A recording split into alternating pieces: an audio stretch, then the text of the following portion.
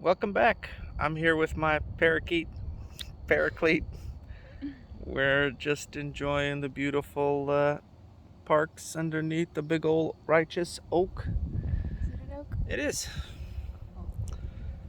And these two righteous oaks want to talk to you about some stuff. I've been making a list of different subjects, and I wanted to cover the law of conscience and how it works and what it does and what it doesn't do.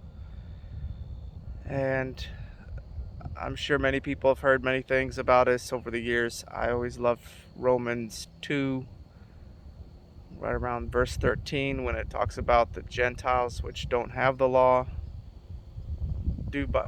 basically Gentiles get born again and they start walking with God, and no one ever teaches them all the rules and statutes. And back in the day, no one can read the Bible and understand what most of it was saying unless someone came through and read some letter or something from the prophets. But Paul writes in there that the Gentiles who don't have the law, they do by nature, we can put the word new nature, the things containing in the law, having not the law, are a law unto themselves, referring to those guys. No one ever taught them what to do. They just did what was right. And if they did something that was wrong, they were convicted in their heart, and they knew the difference between conviction and condemnation and how to be corrected and guided. So when you're living in your life and you're doing something that you're getting a conviction that, man, I shouldn't be doing this, I think I drank a little too much last night, then don't drink so much.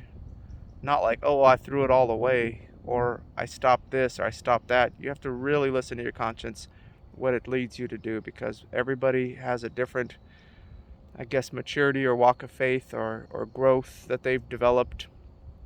And I have friends who have some seriously insane, strong consciences, and I'm thinking, God let you do what? And he's like, yeah, my conscience didn't convict me. God said, go for it, and I did it. And I was like, I'm like freaked out because I was raised more traditional and legalistic and religious versus my friend who came out of the world and just straight into life with Christ and a relationship. And I saw that there was a lot of freedom and beauty with less legalism and bondage. But I'm learning the difference between law and grace and how one helps and is a yin to the yang, or basically the opposite to it, and how it brings balance. So when you're walking with God and you can't control yourself, you should definitely legalistically not do that thing that's not good for you. Yeah, I was gonna ask, what do you do if you feel like you can't control? Yeah, because some people can't control certain things or urges or desires or wants, and they should definitely keep a control. But that says, but when faith has come, there's no need of the law. Well, the goal is to grow into a maturity and have faith to where you don't need the law constantly being your schoolmaster and telling you what's right and wrong. But if you're going out of control, then you definitely need some laws and rules. That's why in church they tell you about tithing, they tell you about doing certain things and jumping through certain hoops and praying a certain amount of minutes or hours, Fasting. or fasting. You got to fast this many days. The reason they tell you to do that is because they know that it'll help bring you into a place of grace, into a place where your faith has come and you don't need that thing to tell you how much to pray, how much to fast. You can listen to your own heart and say, man, it's been a while since I fasted. I think I need to do some, or prayer, or getting into something in the word, or reading something that'll really guide you along the way. But yeah, it was really strange when I was spending time with some friends, and one guy seems like he's very new to the faith, or maybe not even a Christian, but he's hanging out with Christians and he's smoking weed, and I'm thinking like, wait, that's not right. It's like, well, are we going to stop him, or are we going to let his conscience eventually convict him, and are we going to live right and pure in front of him? And I'm realizing most Christians can't go to a bar or anywhere else because they're so offended by the world's sin that we stay away from all of them, and we hope one day they feel so guilty they come into the church instead of us being okay to live amongst them and not be offended of their lifestyle or their choices. And then some people were drinking. It's like, well, should they drink? It's like, well, their conscience allows them. Another one's vaping. I'm like, well, should they be vaping, or should they be drinking or smoking cigarettes or whatever? And it's just like, well, that's where their maturity's at. Maybe they're not as strong or super mature as I am. Maybe they are. Maybe they're not. But everyone has to listen to their own heart, and everyone's going to answer for their own choices. And I'm always wondering, well, how far does this thing go? Because me and my friends, we were raised ultra holy, religious, Pentecostal, and all that. So we're thinking, man, well, if it's a sin for me, it's a sin for you. Well, you should never watch TV. You should never, drive a car. You should walk to church every Sabbath. Can't use electronics. Everyone has their own form of legalism or laws that they give themselves. But in the end, their conscience is what's there every day, that nature that God put in you to guide you, to correct you, to instruct you. So. And it can change. And it can change. It will. Yeah, that's right. I know somebody who they didn't like certain things in the Christian world, and now they like it and they're doing that. And I'm like, well, I thought you didn't like these Christians, and you didn't like this group, or you didn't like this doctrine, and now you love it. And you're like, well, I didn't understand it at the time. I didn't get it, but now I get it. Now I like it. Now I enjoy it.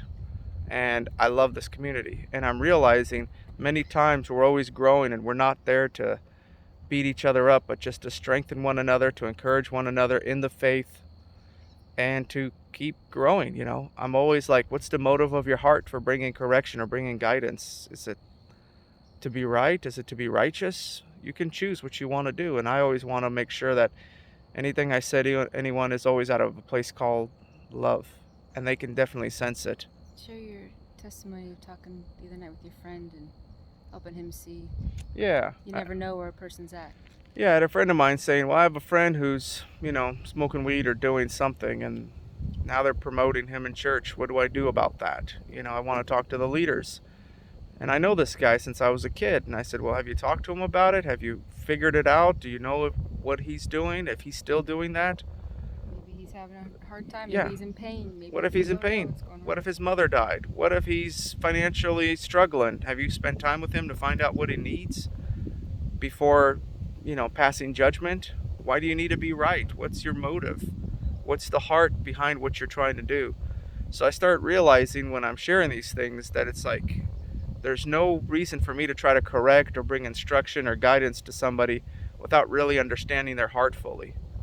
And I'm understanding also as people are growing and maturing and finding faith and finding their way through this life, that it's not my place to judge them or snap judgment, correct them without really walking, a few thousand miles in their shoes, because I can't just walk a minute in your shoes and know what you're going through. And everyone's going through so many unique things. It's really hard to, make a snap judgment. So I'm always very careful in my trying to correct somebody or tell them you're right or wrong, or you should do it this way or that way, because everyone's figuring it out.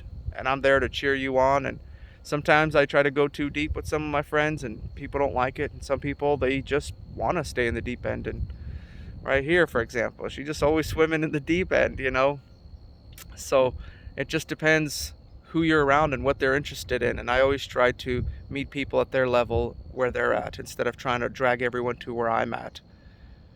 Because I found out that if someone says, well, this is right or this is wrong, and I'm like, well, have you tried that? Have you done that 1,000 times? Have you experienced it?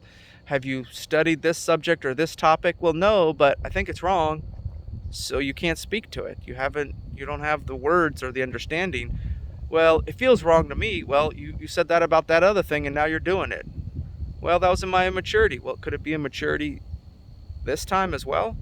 So I'm realizing that there's many things that we're going to keep growing and maturing and learning in this life. And I think it's so beautiful to have a heart of love and purity, to keep trying to find God and love in everything, versus trying to say, I already found him and I'm good and everything's okay, and you're done growing, you're done learning, you're done maturing.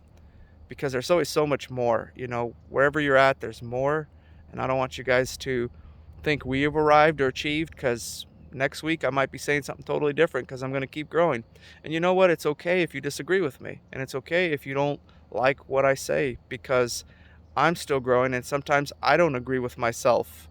A week goes by and I don't agree with myself again, because I'm constantly changing and growing. But we all should keep growing into a place where you're an individual Christ-like being, where we don't all have to look like one another or sound like one another or try to do everything identical. We all have to find our own individual place and manifest that love. So I love you guys, and just keep being amazing. Keep walking out that love.